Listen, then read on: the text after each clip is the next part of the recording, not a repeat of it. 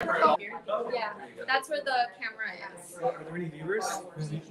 Not yet, I just went live, so. Okay, fabulous. Okay, so we'll go there. So good evening, welcome everyone. Hi. So I just wanted to start by welcoming everyone. I'm Chloe Tells, I'm Assistant Director at Pelican Harbor Seabird Station, and we're delighted to have the speaker series, which has been in effect for 5 years and virtual until recently due to COVID. So we're excited to welcome everyone back, and especially excited that everyone braved the rain and deluge to be here tonight. So thank you so much. And I will turn it over to Amanda Burke, our wildlife rehabilitator. So tonight we're going to watch Siren in the Springs by Richard Kern. This takes audiences into the world of Florida's incredible artesian spring system. Over 1,000 springs gush forth their crystal clear water and create magical landscapes and biodiverse habitats unique to the world. The largest concentration of artesian springs can be found here in Florida. Natural history filmmaker Richard Kern explores the hydrogeology of our aquifers and springs, diving into the source of our drinking water. Lush eelgrass beds, diving birds, turtles, and of course the University of Florida manatee are all important pieces of the ecological puzzle of Florida's freshwater springs.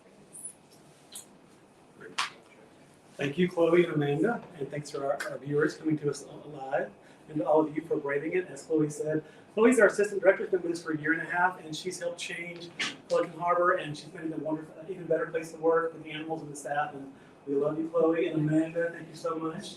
Amanda worked all day, was here tonight to help. So Hannah's out traveling right now, so thanks for your help tonight. Julie Brady, you had a little introduction about the Kern family.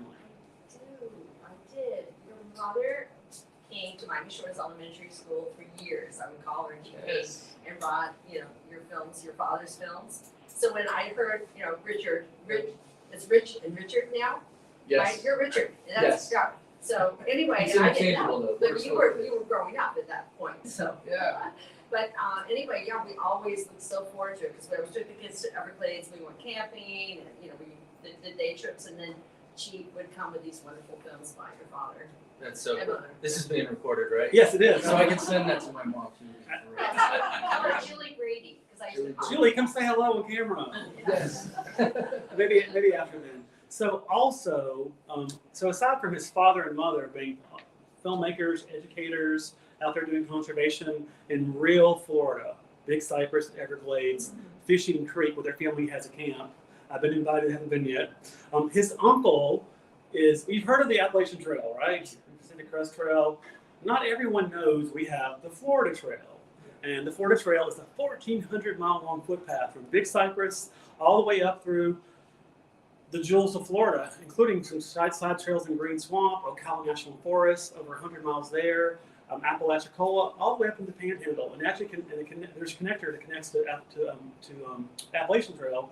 But Rich's uncle, Jim Kern, is the founder of the Florida Trail, Florida National Scenic Trail. I had the pleasure of working there for 2 years, and I love getting out there in the cypress domes. And one day I was somewhere undisclosed in 870,000 acres Big Cypress National Preserve, which combined with Everglades and Biscayne is the largest park system in our country, other than Death Valley, outside of Alaska. So bigger than Yellowstone, right here in our backyard, about an hour first I'll get to Everglades or Big Cypress. And I'm there, I'm in a cypress dome, it's actually a potash pond apple bog, looking for the elusive ghost orchid. And who is there but the famous Rich Kern, who I've never met before, and we meet out in the middle of the epicenter of ghost orchid heaven. Right. And so I've always heard about him. We were friends on Facebook for years before we actually met, but he is a very famous filmmaker. He's very respected in the conservation community for his work out there. That day, I don't know how long he toiled out there, but he was working to film the giant sphinx moth pollinating ghost orchids. I struck out, by the way. Wow. But Didn't catch it. I was trying. He was trying, and so anyway, but we're very lucky and grateful to have my friend and our respected filmmaker Rich Kern with us tonight. Thank you, Rich. Thank you, Christopher, and thank you to the Seabird Station, the Pelican Harbor Seabird Station, for inviting me here. This is a slightly different audience than what I'm used to. And so I thought I'd just give a few minutes of kind of a background about how I got into making nature documentaries, my family's history, the history of the organization I run now. So back in the early 1970s, my dad, armed with a degree in biology and a 16mm film camera that a friend gave him, decided to teach himself how to make nature documentaries with no training. And so he spent the next year out in the property that Christopher mentioned, our family private wildlife sanctuary off of the Fisheting Creek River. And he created a film on Fisheting Creek, which got him accepted into the National Audubon Lecture Series. And from there on out, my dad was officially a wildlife filmmaker. In 1978, my dad and my mom had this idea, he'd been touring the country showing these nature documentaries. They said, this would work great for kids in the schools. And so they co-founded the nonprofit organization that I run now. And so I jumped on board in 2010. And since then, I've been creating my own nature documentaries and showing them almost exclusively to students in Miami-Dade. We estimate that since 1978, we've reached at this point close to 2 million kids, right here in our own backyard. So it's been really, really cool for my parents to see that torch being passed, for me to carry on that legacy and to continue, the foundation that they built. So today we're going to watch my newest film, and this started from almost completely selfish motivations. A couple years ago, I decided I just really wanted to go have an excuse to grab my camera and explore Florida Springs. I've been to a few, as a kid with my family, but I never had the excuse, the opportunity to spend months at a time exploring this magnificent part of Florida. So that was my plan: make a nature documentary about the springs, talk about aquifers and our source of fresh water. While I was hatching this plan, I started to see these news stories hit the news locally and nationally and internationally about manatees suddenly dying in huge numbers. You all probably saw the same stories. In 2021, about 1,100 manatees died, Florida manatees died, mostly from starvation, from the loss of their seagrass beds. Mm-hmm. So I knew that manatees would be a part of the story. You can't do a film about the springs without manatees, but all of a sudden, I decided the story was going to take a slightly different trajectory. So the film that you're going to watch is mostly about the springs, but it also kind of ties together some of the common threats that our aquatic ecosystems in Florida are facing.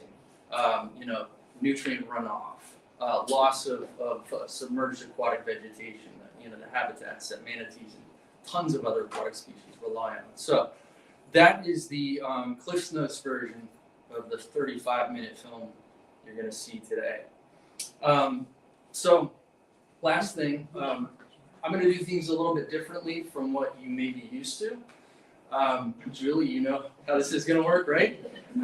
Instead of hitting play and sitting down and watching the film with you all, I'm going to hit play and stand off to the side with the microphone, and I'm going to narrate the whole film from memory. It's a little bit different.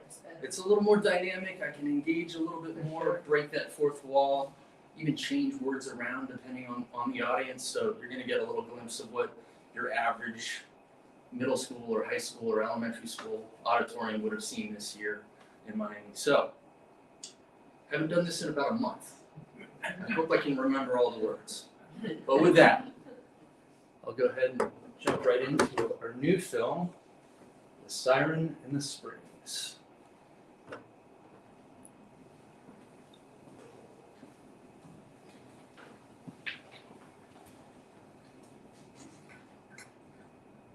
That was too fast for me to copy all your film. I got two of them.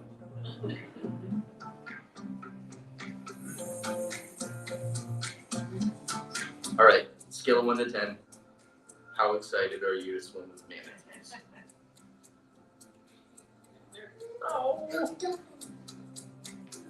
We only love what we know, and we only protect what we love. Simple, obvious, profound.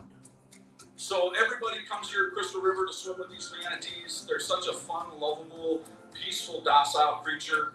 They're so ugly that you gotta love them. The big, huge snouts and the whiskers, they're absolutely adorable. If you're one of the very few people that doesn't agree, we need to have a serious conversation. From a conservationist standpoint, it's been a success story. We've seen back in the day, we estimated that there were about 1,000 manatees in the state of Florida. But over the past 40 years, we've seen that population grow to 6, 7, 8,000 perhaps, depending upon the estimate. A success story indeed, thanks to education and a deeper understanding of this rare marine mammal. But the Florida manatee has had a difficult history, and today it faces new threats that are not only impacting the manatee, but entire aquatic ecosystems. Florida is a rapidly growing state.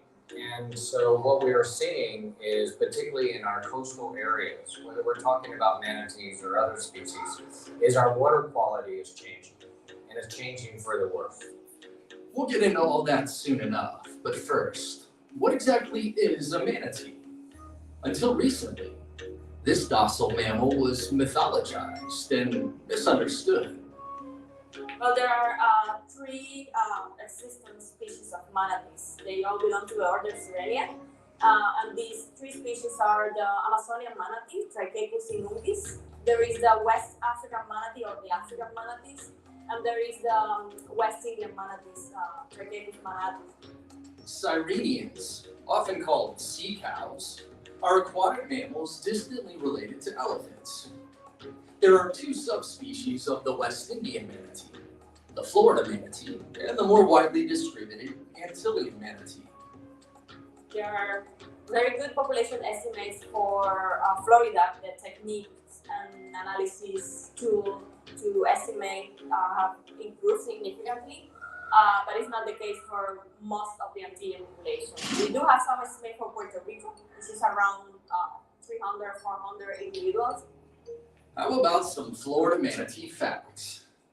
This species can grow to over 9 feet long and tip the scales at more than 1,000 pounds. Manatees have some interesting adaptations for a life aquatic. Densely mineralized rib bones act as ballast or weight, allowing the animals to sink to the bottom while resting or feeding. Also, they have elongated lungs and specially designed diaphragms. Think of these features as buoyancy control devices, like what scuba divers wear. Super handy for marine mammal. The only strong social bond is between the mother and her baby. They listen closely. Sometimes you can hear the calves chirping vocalizations. So cute. Mothers typically give birth to a single calf. Manatee calves are dependent on their mothers for 2 years. And in that time, they learn everything from their mothers, where to find food, where to find warm water, those migration routes, they nurse from them in that time. And it's critical for the manatees to have that exposure to be able to go off after they reach a subadult age and be productive animals. Calves nurse from nipples located near the mother's armpits. Weird, but hey, works for them. Manatees are herbivores. They can consume as much as 10% of their body weight in veggies each day, grazing and browsing for up to 8 hours. Many of the waters they navigate can be quite turbid. Their beady little eyes aren't very perceptive, but nerve endings in the follicles of the wiry hairs distributed all over their bodies allow them to feel their way around quite effectively. Manatees have no natural predators. Emphasis on natural, but they face many threats. So manatees were probably always hunted by the original peoples, and they've found evidence of manatee bones and middens and things like that. And then Europeans came, and they were also hunting manatees. There were advertisements in New York, for example, come to Florida to hunt manatees. But then that hunting pressure was replaced by manatees being killed and harmed by watercraft. Boat strikes are such a constant threat, in fact, that most manatees in Florida bear their scars. But it's not the nasty gashes that are often fatal, it's the impact. Their bones are hard but brittle. Broken backs and ribs are the real killers. And then there's habitat loss due to human development and pollution. Manatees have no natural predators, but they rely on healthy seagrass meadows and shoreline vegetation for their nutritional needs. But these food sources are disappearing. Manatees are a tropical species and are very sensitive to cold weather. Although they look chunky, they're surprisingly lean. They do not have a substantial insulating layer of blubber like whales or seals, and cannot survive sustained water temperatures below 68 degrees Fahrenheit. During the winter months, Florida's oceans often dip into this dangerous territory. When this happens, manatees look for warmth, and they can find their temperate, crystalline refuges in Florida's springs.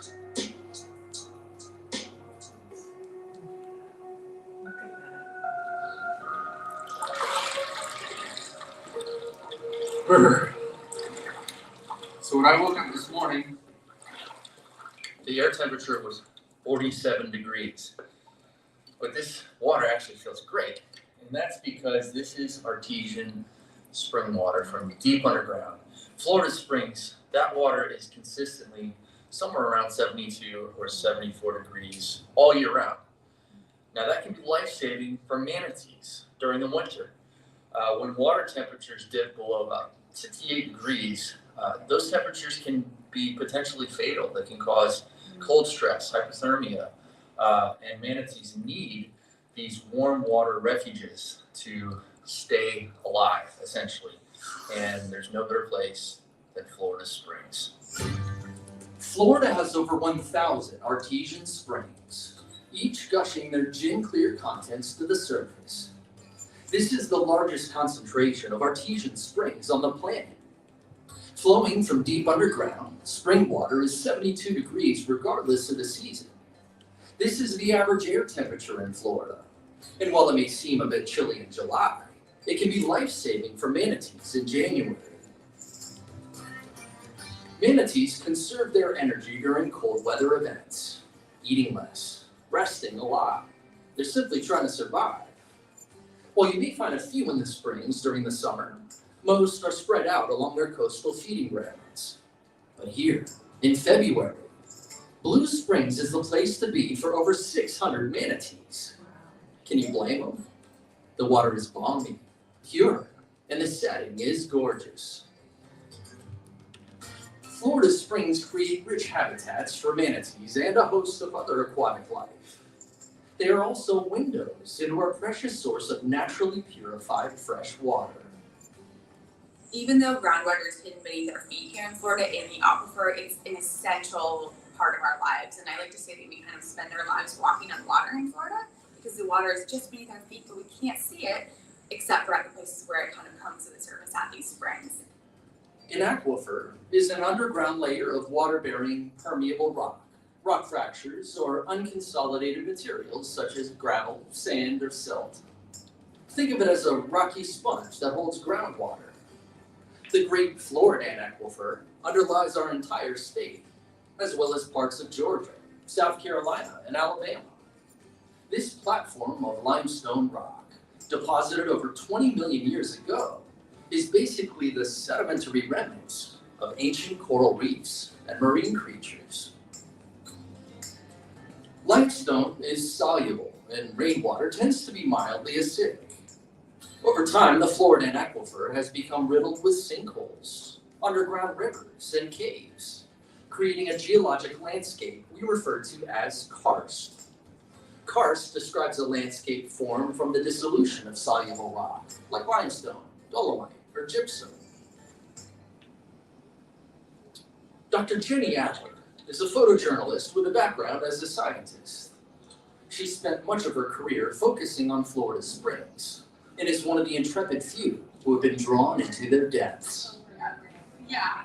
Today, Jenny and her dive partners, Ian and Amy, are gearing up to explore the aquifer by plunging into the Devil's Eye cave system at Ginny Springs. Springs are classified by how much water they discharge, and they are classified by magnitude. And so a first magnitude spring is the biggest. And out of the 1,000 springs in Florida, there are 33 first magnitude springs, and these springs discharge more than 60 million gallons of water per day.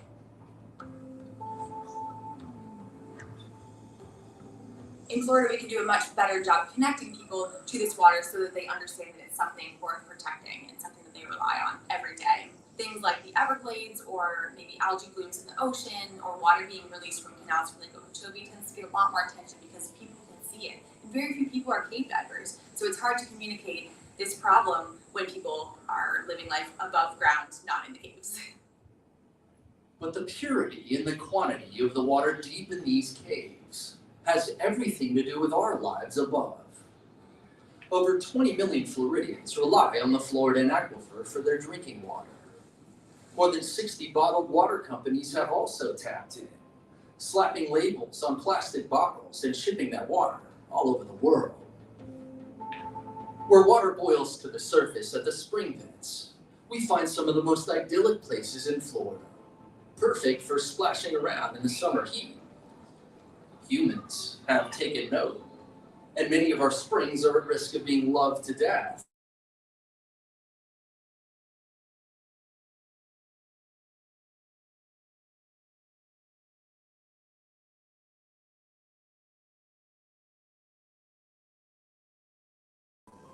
In the 1950s, Dr. Howard T. Odom conducted the world's first complete ecosystem analysis, right here. Silver Springs has been called a perfect laboratory because measurements taken there by scientists could be reproduced at any time in the future. And the reason that that's possible is because the temperature is constant year-round.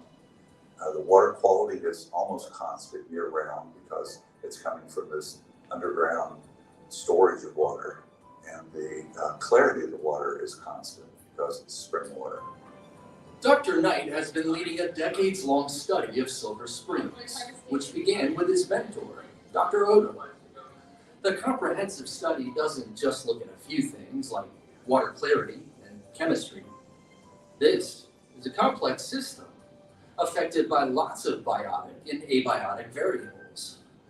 Dr. Knight and his team can learn a lot about the health of the springs by studying many different aspects of the web of life.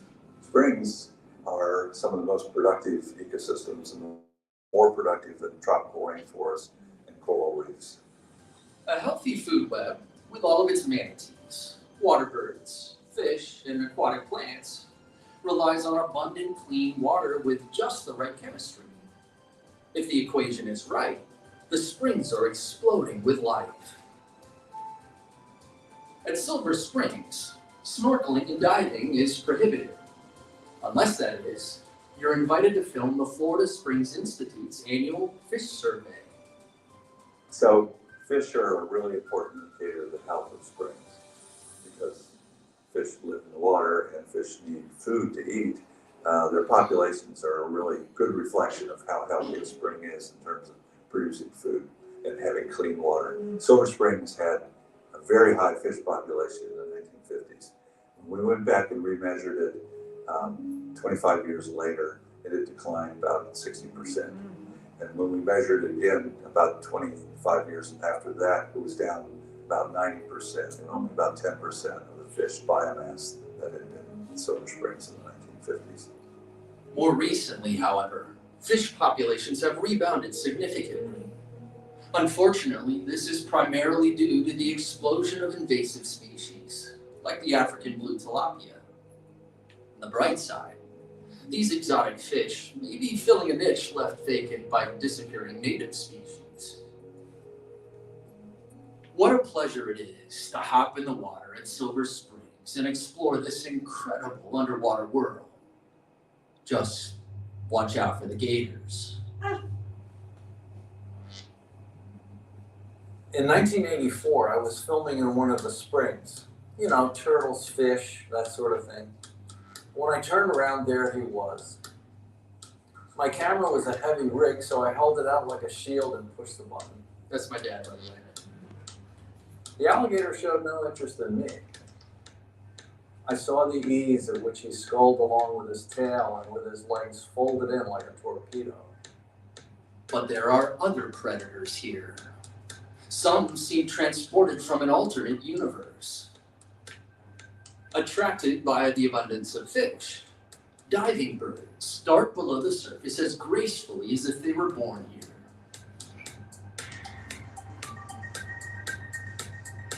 Anhingas and cormorants are marvels of adaptation, both designed to transform from aerial superiority to amphibious assault. Most often, we spot them drying off and warming their bodies, wings outstretched. Paddling a spring-fed river in North Florida, you're guaranteed to spot plenty of turtles. Turtles and manatees have one thing in common. They're universally loved. Everyone loves turtles, especially Dr. Jerry Johnston and Christopher Okay, Boyd. so sometimes people ask me, what is your favorite turtle? And when I get this question, I answer it as honestly as I can. It's like asking a parent who your favorite kid is. I don't know all. So everybody likes to think where they are is special, but I can truly, honestly say, factually, where we are right here in the Santa Fe River is one of the best places on the entire planet for turtle diversity. We're in a global turtle biodiversity hotspot. Right here, our little river right here, I pinch myself, right, that we are here. So this is a really special place. 11 species can be found in the Santa Fe River Basin, an astounding number, and springs are a big factor. Why? Because they deliver crystal clear water, and aquatic plants need sunlight. Dark, tannic water prevents sunlight from reaching plants which need that light to photosynthesize and grow. With spring water, let there be light. Okay, so here we are in this river that has all of these turtles, all of this diversity, these 11 species we talked about, 11 native species. That's cool, globally significant, exactly. But as far as locally and ecologically, what does that mean for the river? A lot. Here's what's really neat. 11 different species, each one interacts with that ecosystem in a different way. So you have 11 different ways of living.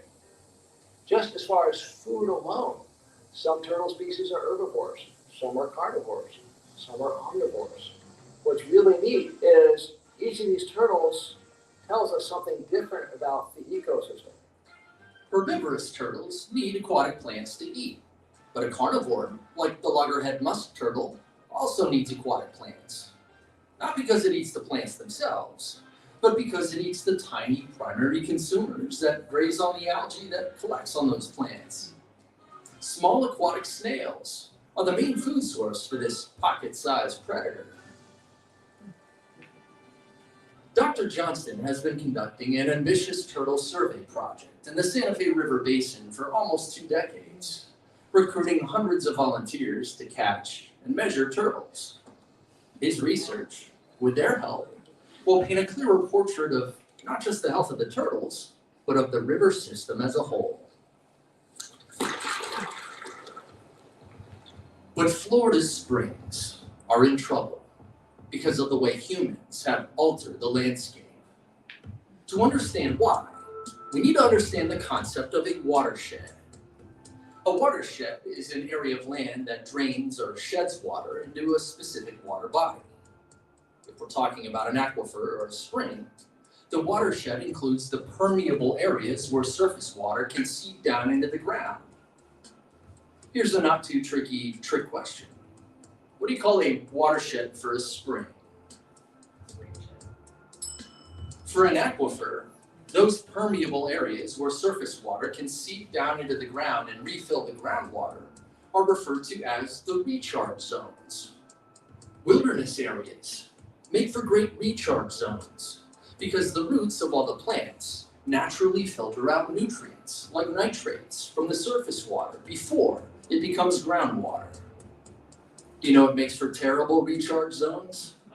In cities and residential areas full of pavement, fertilized lawns, and septic systems.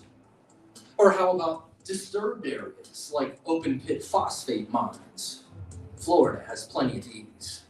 Here, surface water can carry massive amounts of pollution and nutrient runoff as it seeps down into the aquifer below. Bad news. All of these human changes to our watersheds have altered the chemistry of our groundwater, which gurgles up through each of Florida's 1,000 spring beds. High nutrient loads act as fertilizers that promote the growth of single-celled organisms called algae, including the scourge of the springs, Lingbia. Algae like Lingbia and other filamentous algae, they tend to attach themselves to the leaf blades or to the substrate that the plants are growing in, and they do the same thing that floating algae does. They prevent light from getting to the plants, and so they can photosynthesize. Just compare these two scenes. But nutrient pollution isn't the only factor affecting the ecology of our springs. Another is totally invisible: dissolved oxygen. This one's a bit complicated, but super important, so stay with me on this. When humans tap into the, I missed my line. Oxygen from the atmosphere dissolves into surface water, which makes its way down into the aquifer. The younger the water is, the more dissolved oxygen it will contain. Certain species of aquatic snails can't survive in water with low dissolved oxygen. This is true of the river snails that the loggerhead musk turtles feed on. When humans tap into the aquifer for our freshwater needs, we often pump off layer, the younger layer with higher levels of dissolved oxygen. Now, what's left to flow out of our springs is older, oxygen-depleted water. Bad news for the snails. Bad news for the loggerhead musk turtles. And by the way, those thousands of tiny snails, they feed on algae, grazing it off the surface of the grass blades and keeping species like Lingbia from taking over. What happens if the snails disappear? I think you could guess. And then there's another problem we might not have thought about. Think of an aquifer like your iPhone. If you want to keep watching TikTok videos, you better make sure you take a break and plug in for a while. This all goes back to the concept of recharge. More and more people are moving to Florida, sucking up more and more groundwater faster than nature can replenish. This lowers the water table, reducing the artesian pressure, which forces water up through the surface of the earth at the spring vents. As a result, many of Florida's springs are experiencing loss of flow. Silver Springs, once the largest artesian spring on Earth by flow volume, has lost about 1/3 of its flow. A few, like White Springs, have completely ceased to flow. So what are the worst offenders for lowering the water table and reducing spring flows? Industry, agriculture, and bottled water companies are all on this list. But the biggest culprits are you and me. Domestic water use for drinking, flushing toilets, and watering our lawns is the largest consumer of aquifer water in this state. The simple fact is, there are 20 million plus Floridians who can all accept responsibility, and we can all do a better job at conserving our water. Springs aren't just pretty places to splash around in the heat of the summer. They're critically important pieces to the ecological puzzle that is the great state of Florida. The health of our springs is also a reflection of the purity and availability of something we can't do without: clear, clean, life-giving water. Freshwater rivers wind their way to the sea, mixing with ocean water to create rich coastal estuaries abundant in life. This is where the manatee is most at home. When conditions are healthy, these estuaries are carpeted with the manatee's favorite food: dense meadows of seagrass. Faced with elevated levels of nutrient pollution, however, seagrass suffers. So main sources of nutrient pollution in both our spring systems and our coastal ecosystems are human-induced. So they're things like septic systems, wastewater treatment plants from sewer systems, stormwater runoff from our paved areas, and then agricultural and domestic fertilizers. So fertilizers that we use to grow our food and the fertilizers that we use to make our lawns beautiful are all impacting our natural water bodies. The Indian River Lagoon is the most biodiverse estuary in North America, stretching for over 150 miles along Florida's east coast.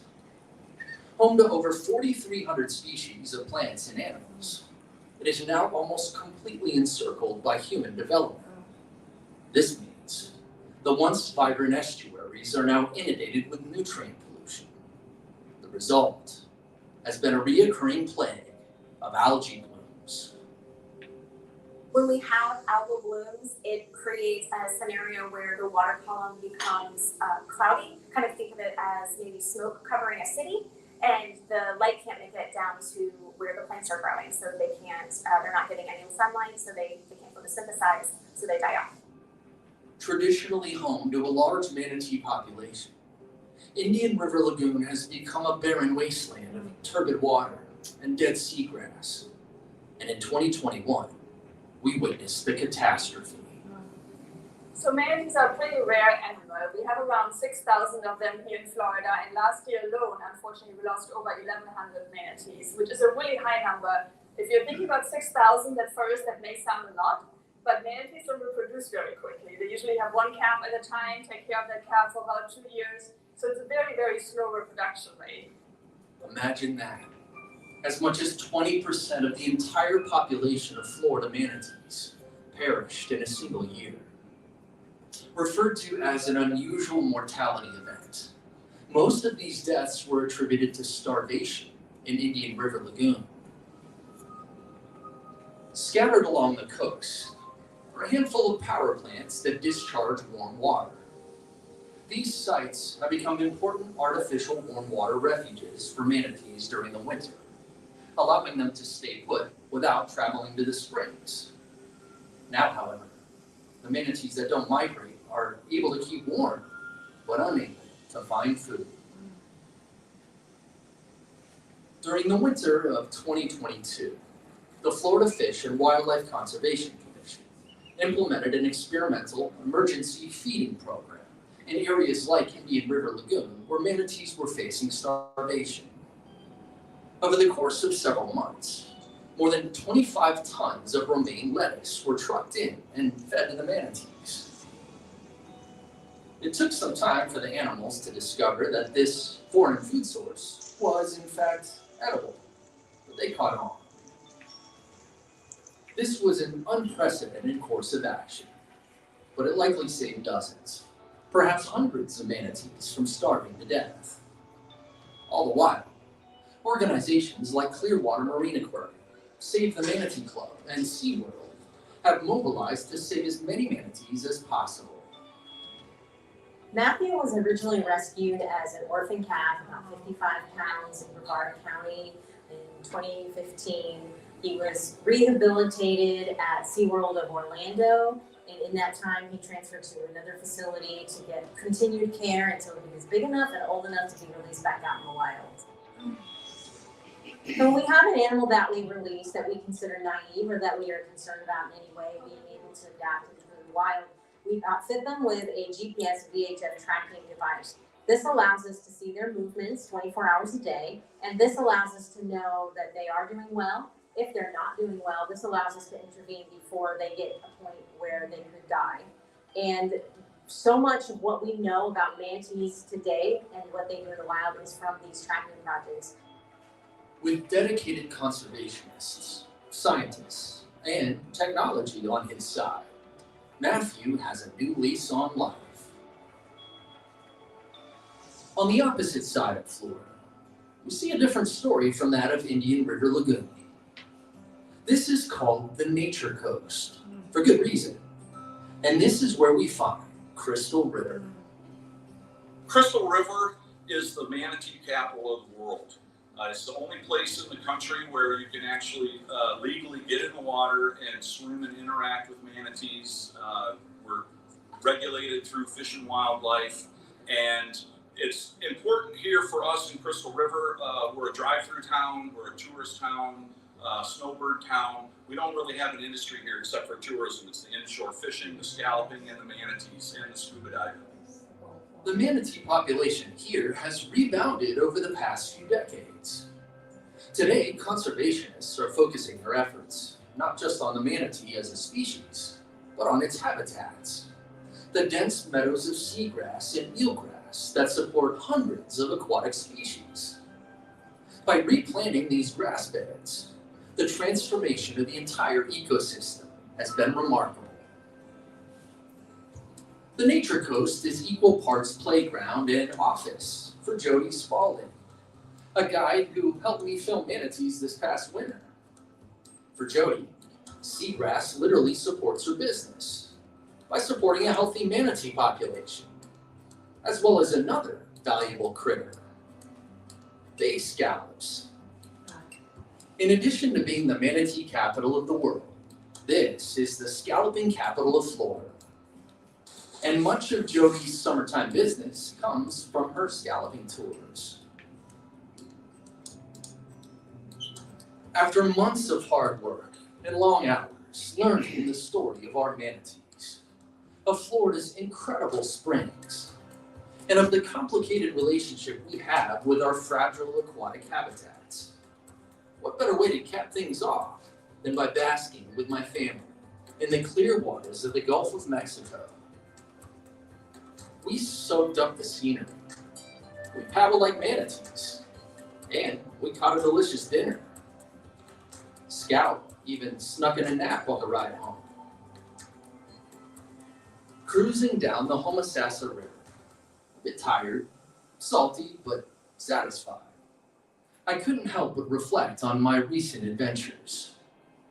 One thing I've learned about manatees, which is true of turtles, of scallops, and even snails, is that these animals are all indicator species.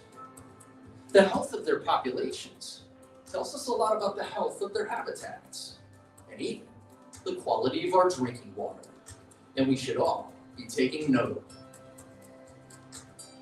They are touchstones, bellwethers, alarm bells. They are the sirens of the springs. The end.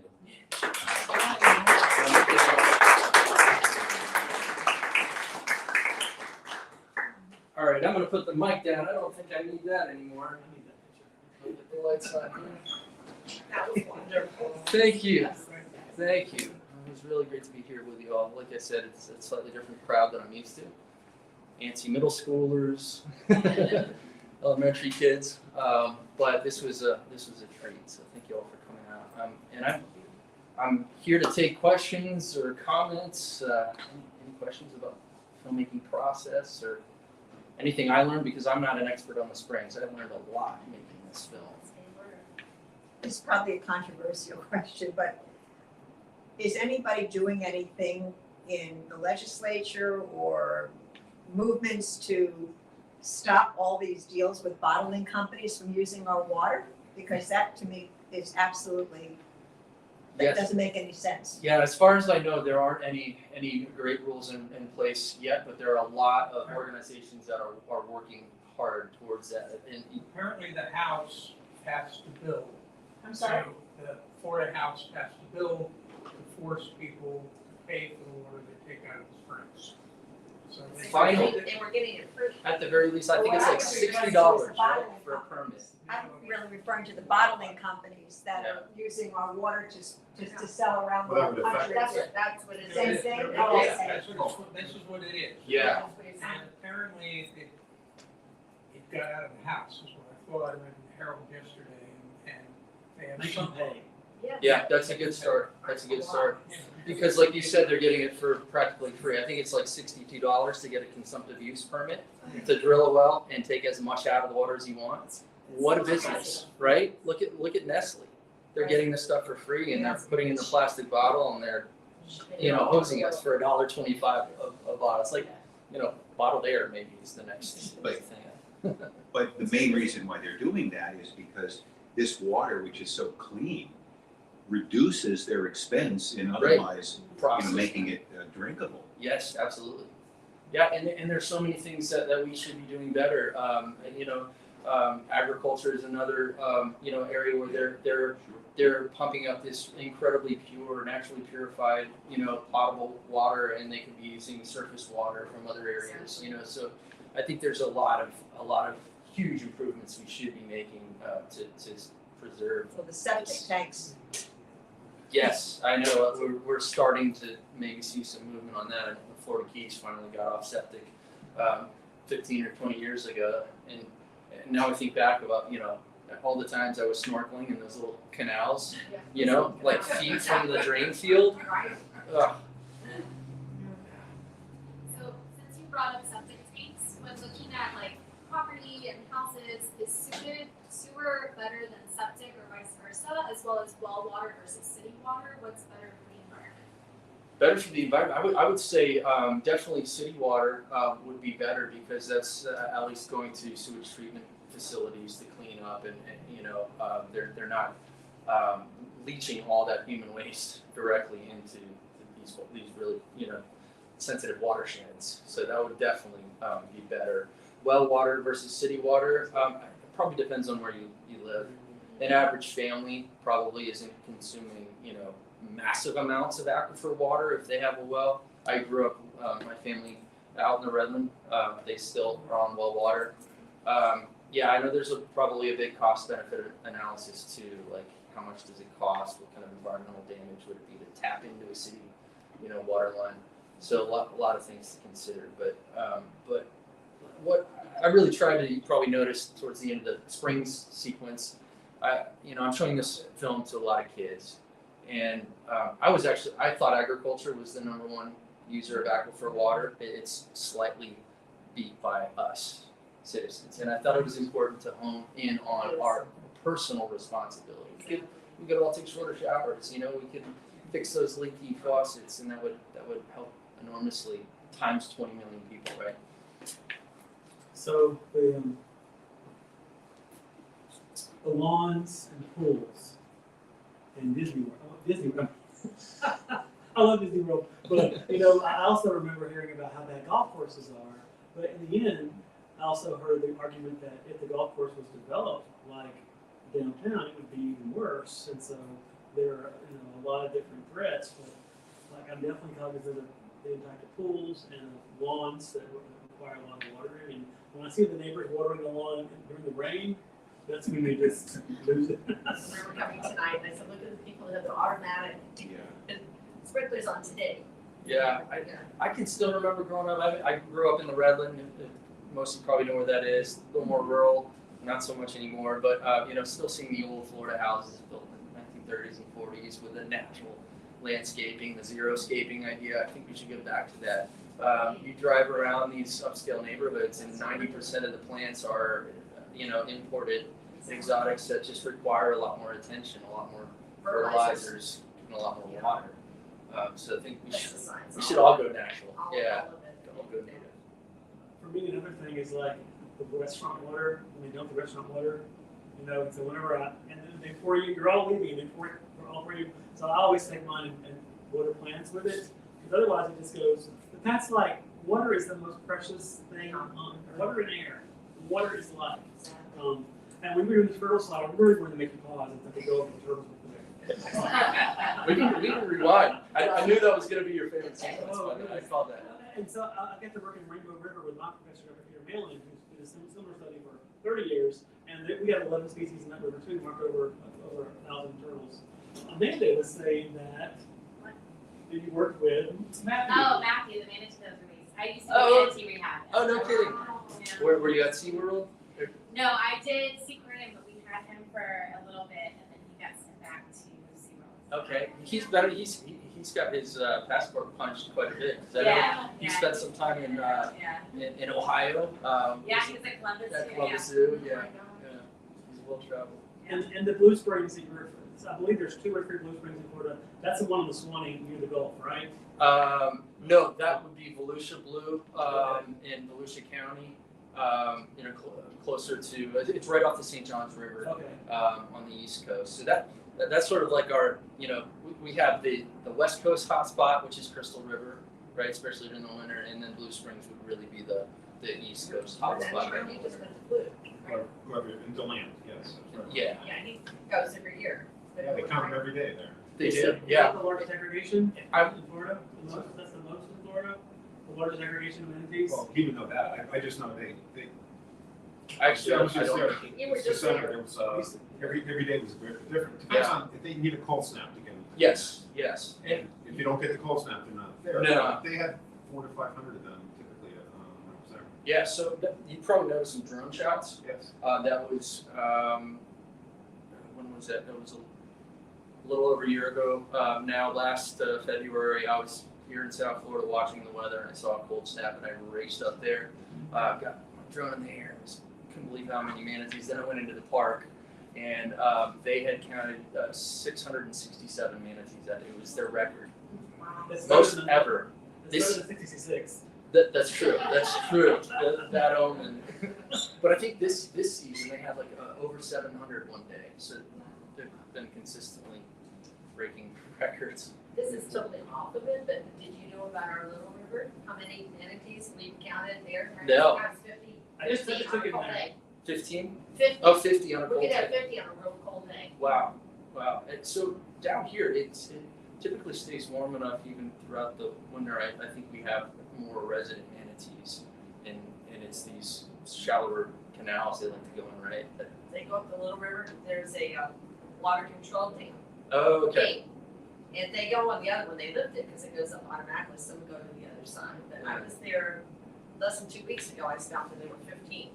Wow. Which was, considering it was warm, that was a really good That's great. counting. Questions. So I heard you say about the White Springs that the flow is completely stopped. That is reversible, right? Slash, what's it gonna take for the flow to come back? Or can it? I don't know how reversible it is, and when I say it stopped flowing, it's mostly stopped flowing. I think there have been a few years where there's a little bit of positive flow, but most of that, that work, by the way, was one of Florida's first tourist attractions. And they built that bathhouse around it back in the turn of the century. But once the city of Jacksonville started being developed, they rerouted a lot of that water from the Swanee watershed, and all of a sudden it just dropped. So, I don't know if anyone is a movie buff here, but there's kind of a dark but really great movie called There Will Be Blood about the early oil industry. At the end he says, I stuck my straw in the milkshake. The drainage, it kind of works the same. These aquifers can be connected in unusual ways depending on the topography and the geological substrate. But you could do something 10, 20, 50 miles away and have an impact on a spring shed that far away. Florida and Georgia are always going back and forth with these water issues because our aquifers moves up there. What percentage of Florida voters do you believe might be willing to support a 1% increase in the Florida sales tax rate in order to save our freshwater resources? I don't know if I could begin to guess. I think it would probably depend heavily on what socioeconomic demographic you're looking at. I don't know. I would hope it would be most, if not all of us. Sign me up. And how long do you think it might take to achieve that goal? Probably not until there's shortages. Yeah. That seems to be the pattern with humans, right? Once it's really starting to impact us, then we start doing something, like with Everglades restoration. I don't know, but I am encouraged to see there are a lot more of these grassroots organizations that are getting the word out and and trying to affect change at the governmental level. So we'll see. My job is to advocate for education, and hopefully there's some young kids out there, maybe some high schoolers. Well, you're doing a great job, and we really appreciate what you're doing. Thank you. Really. Yeah, I just had some questions about the filmmaking Sure. techniques and stuff like that. So I assume you had drones, you said, an underwater camera. I also saw you use some Shutterstock video footage, right? Set up there under credits. Oh yes, I think there were like literally there's one clip that I purchased stock video. It was a waste treatment plant. Okay. I didn't have anything like that. Yeah. But so, and you did all the filming yourself. Actually, I should amend that. I do most of it, but I do have to give special thanks to Save the Manatee Club. They provided me just as much manatee footage as they had. A lot of it's on GoPros, but some of the behavioral stuff, the calf squeaking, I just didn't have enough time to spend in the water during manatee season to get that material, which they were generous enough to donate.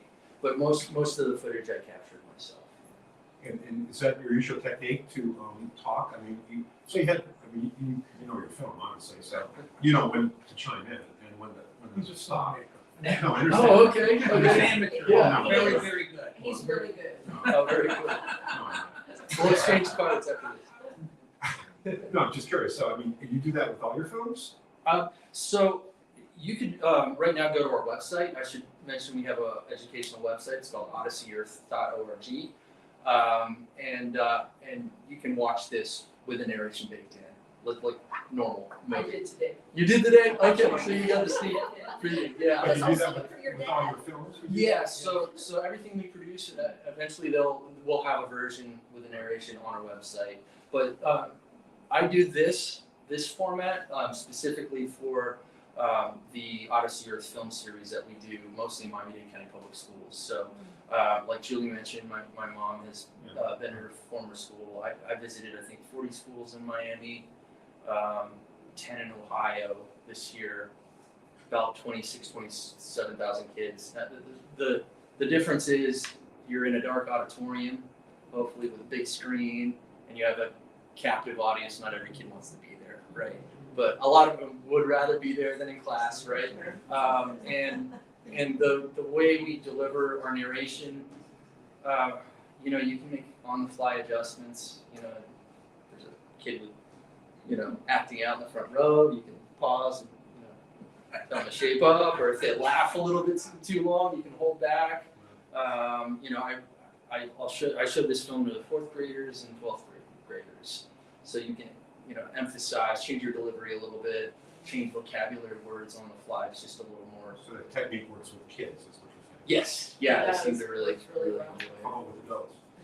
it. We have a survey that we would like each of you to take on the way out the door, pending, Really well done. Thank you. Yes. Okay. Thank you so much. With the name of your organization, everything. I do. I'll dig them out. I've got a little box of cards. One last interjection. WikiWatchie 3 years ago, WikiWatchie is like it's a landmark in Florida. I was really impressed that they had a whole program on algae and phosphates and nitrates and nutrients in our springs and how they're ruining our springs. And aside from the mermaids, this person in a complete algae suit swims around with the mermaids underwater, talking about the impact from fertilizers and all that. So it's really cool to see them doing the education to the general public. And also, I remember marveling at the fact that saltwater species like blue crabs and estuary species like mullets are in the springs. And I swear to God, I saw a stingray in one of the springs in Central Florida before. Wow. With some interesting stuff. I think there's commercial blue crab fishery in Okeechobee. Wow. So, cool stuff. It's all interconnected, and like I said in the beginning, this film took a slightly different pathway. It was just going to be straightforward about Florida Springs, but I loved the end result in which we could sort of tie all of this together. Nature doesn't exist in these little fragmented, fenced off bubbles, right? It's all interconnected. Yeah.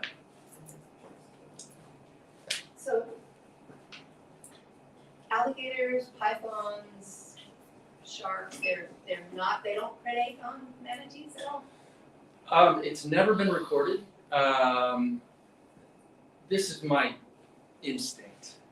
I am sure predation happens on maybe newborn calves, you know, when they're 50 pounds, if they've been orphaned. You know, there's probably been a bull shark or a large American crocodile that's taken one. It's never been documented.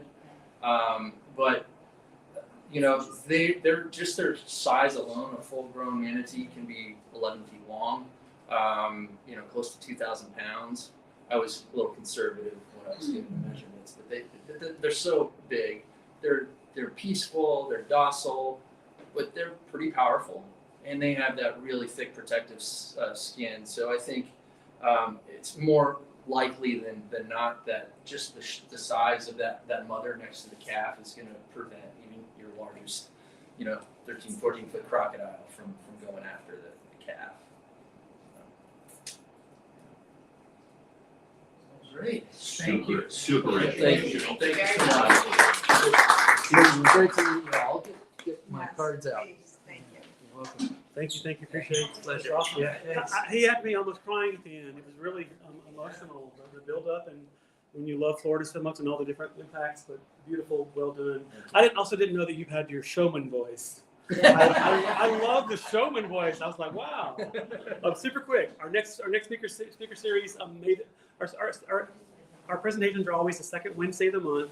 This is our largest audience since the pandemic. So thank you. Prior to the pandemic, we were having 20 to 50, but we were doing the hybrid thing, and so we're really pushing to be in person.